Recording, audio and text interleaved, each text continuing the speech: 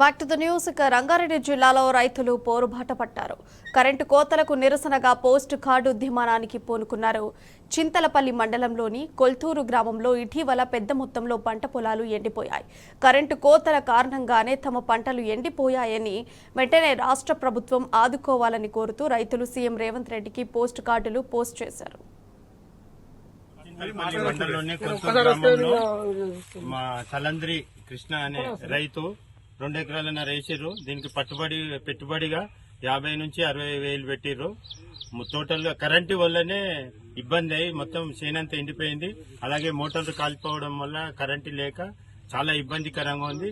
గత 10 ఏళ్ల నుంచి మన కేసీఆర్ ప్రభుత్వంలో కరెంటు ఉండే, ఇప్పుడు కాంగ్రెస్ ప్రభుత్వం వచ్చినాక ఈ 3 నెలల అంతా వరిసేన్లు పంట నష్టం వచ్చి రైతులు చాలా బాధపడుతున్నారు. నిజంగా చాలా దుఃఖమైన పరిస్థితి ఇవాళ కనబడుతుంది.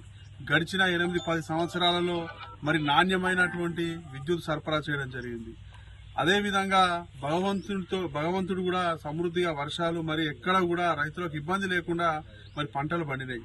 కానీ ఇవాళ పరిస్థితి చూస్తుంటే ఆ కరెంట్ అనేది చక్కగా వస్తలేదు. కాంగ్రెస్ వచ్చింది, కరువు తెచ్చింది అనే విధంగా కరెంటు కూడా ఎక్కువ తక్కువలై అటు స్టార్టర్లు మోటార్లు కాలిపోవడం, మరి భూగర్భ జలాలు అనేటివి కేసీఆర్ మరి ప్రభుత్వం పోయాంగానే అదేదో మాయమైపోవడం, దానికి తోడు వీళ్ళ పాలన చాతగాని పాలన వల్ల కరెంట్ అనేది చక్కగా ఇవ్వకపోవడం, ఇవన్నీ వెరసి రైతు ఇవాళ దుఃఖంలో మునిగిపోయిండు.